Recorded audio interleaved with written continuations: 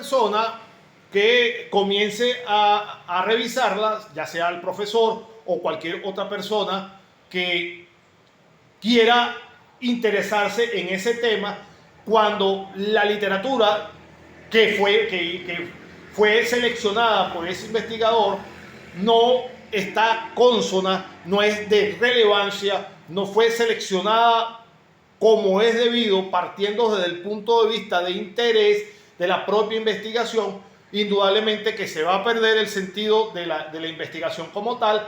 Y por supuesto, si es en el marco de alguna evaluación académica, no va a tener el puntaje suficiente de aprobación, puesto que al uno adentrarse a leer la investigación, uno se da cuenta que no hubo en principio una correcta selección del material de la literatura, puesto que la investigación me están colocando elementos que no tienen la conexión con el objeto de estudio de la investigación.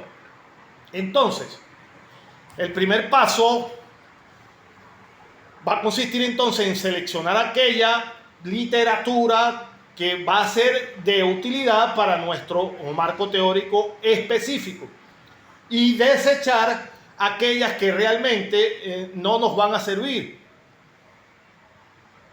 En muchas ocasiones una fuente primaria puede referirse a nuestro problema de investigación, pero no nos es útil, porque no enfoca, como les decía, no enfoca el tema desde el punto de vista que yo pretendo establecer. Nuevos estudios entonces han encontrado explicaciones más satisfactorias o invalidando los resultados o desaprobando esas conclusiones. En tal sentido, debo conocer perfectamente la forma metodológica de seleccionar mi literatura para llevar a cabo una investigación que sea correcta y que cumpla con los objetivos que yo mismo me planteé a la hora de abordar la investigación.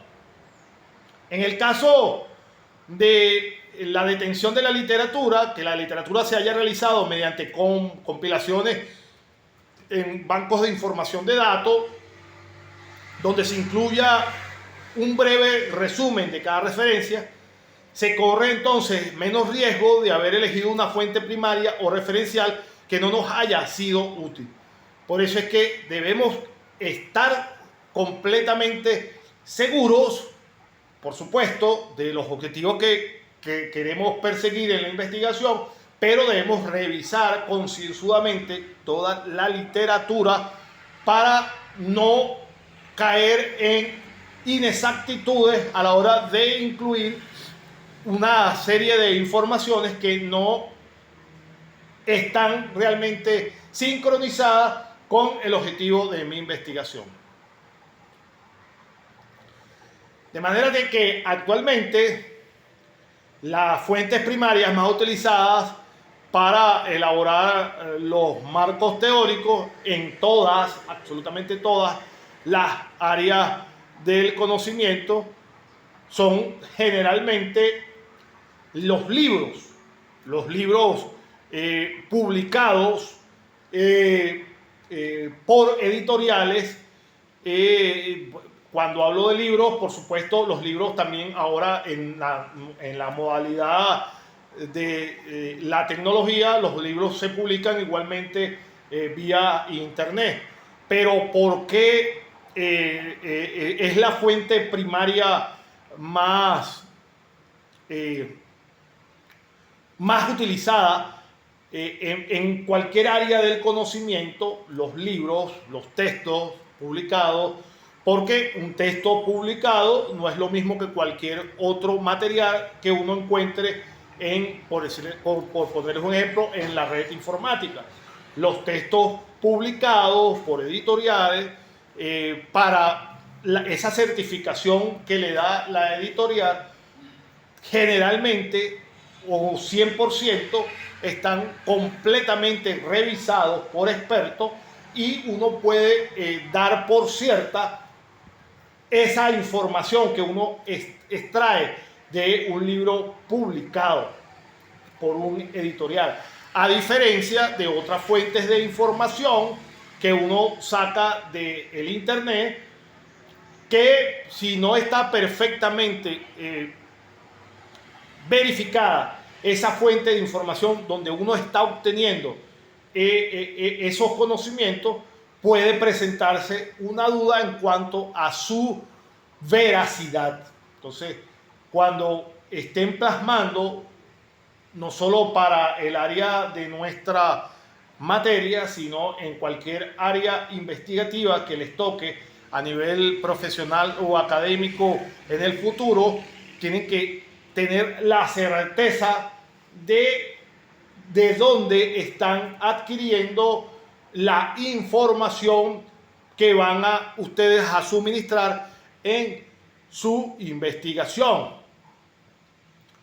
Son las fuentes primarias entonces las que sistematizan en mayor medida la información y generalmente son las que profundizan mucho más el tema que nosotros pensamos desarrollar. Y por supuesto,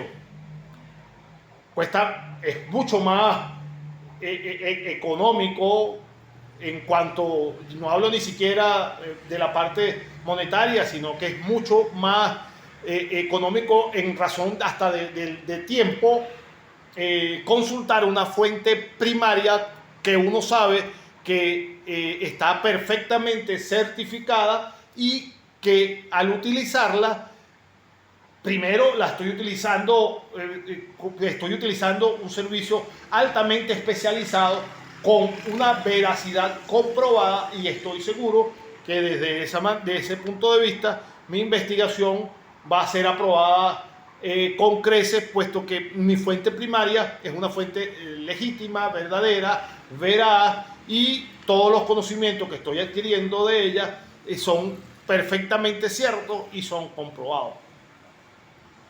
Con el propósito de seleccionar las fuentes primarias que servirán para elaborar mi marco teórico, es conveniente hacerse algunas interrogantes. Ejemplo, cuando esté leyendo mi información, tengo que preguntarme, una vez que comience a revisar mi literatura, ¿se relaciona la referencia que estoy leyendo en este momento realmente con el problema de mi investigación? Ajá, se relaciona. ¿Cómo se relaciona? ¿Qué aspecto de lo que estoy leyendo trata realmente de el tema de mi investigación?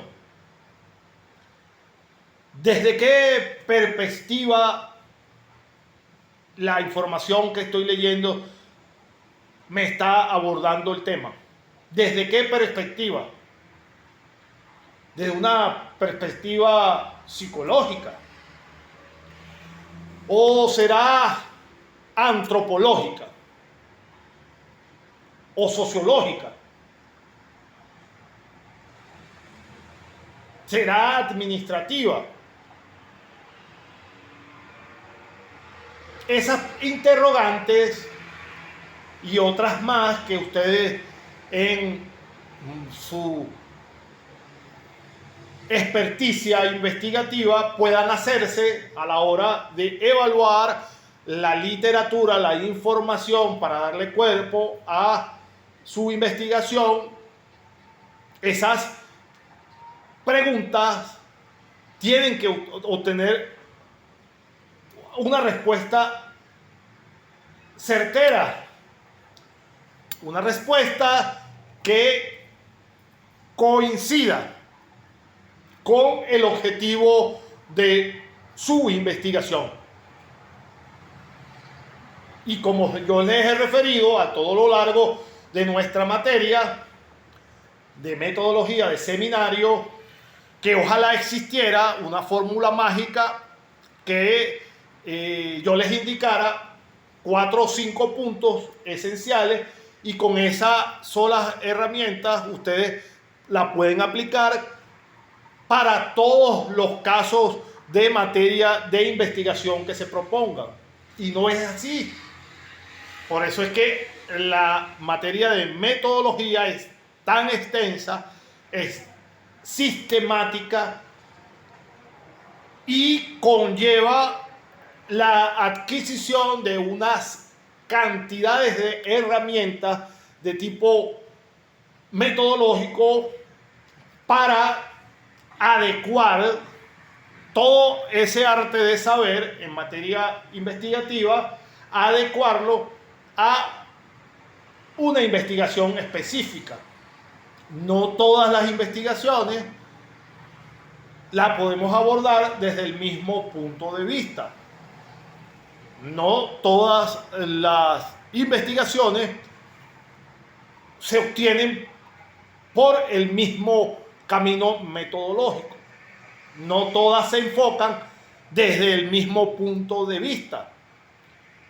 Insisto, a veces el estudio se centra o requiere una mirada sociológica. A veces la investigación requiere un aspecto psicológico. A veces la investigación requiere la elaboración de encuestas y entrevistas para hacer cuadros comparativos entre unas ideas y otras. La investigación puede ser antropológica, puede ser estrictamente documental o cuantitativa. En tal sentido, nuestra investigación siempre va a pretender estudiar la relación entre superior y subordinado en términos de efecto de la retroalimentación positiva de las informaciones. Y en ese sentido, no podemos obtener la misma información con un solo o una sola forma o un solo método de trabajo, sino que tenemos que detallar bien, analizar bien nuestros objetivos para, desde ese punto de vista, estando claro en el alcance, la forma, el modo que yo quiero darle a mi investigación, adentrarme desde el punto de vista del tópico que yo quiero darle, el enfoque que yo quiero darle a mi investigación. Me dan un segundito, voy a tomar un poquito de agua.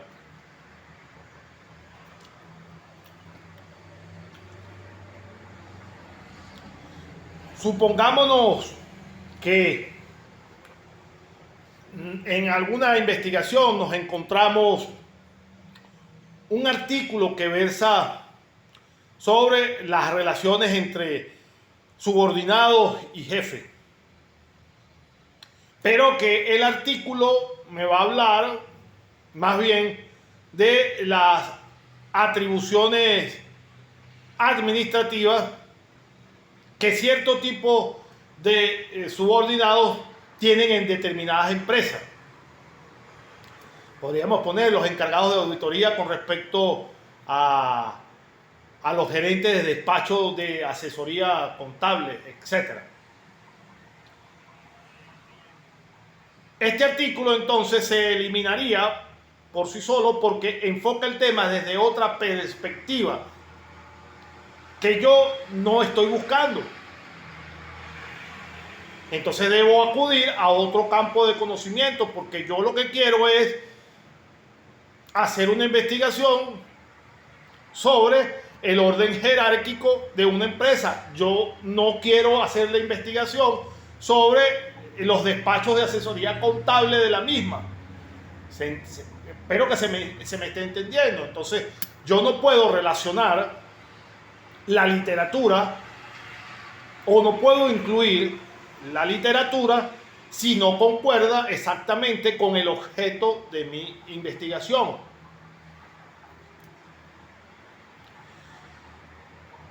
En lo que se refiere entonces a el apoyo bibliográfico, algunos investigadores consideran que no debe acudirse, algunos, ¿no?, en algunas áreas, que no debe acudirse a fuentes que no provengan de tu país de origen. Por ejemplo,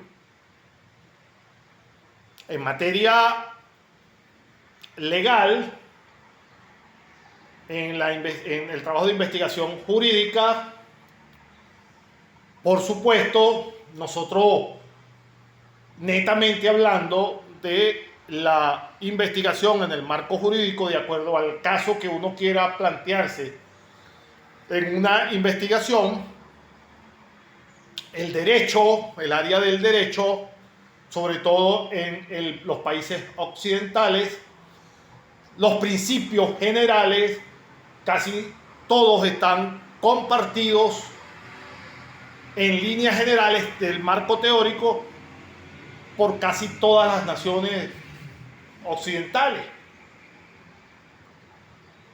Pero en cuanto a aspectos específicos de aplicación de la ley, debemos tener en cuenta que aunque nuestros países, hablo por ejemplo de Latinoamérica, tienen legislaciones similares, debemos ser cuidadosos en cuanto a que hay diferenciaciones entre países y otros.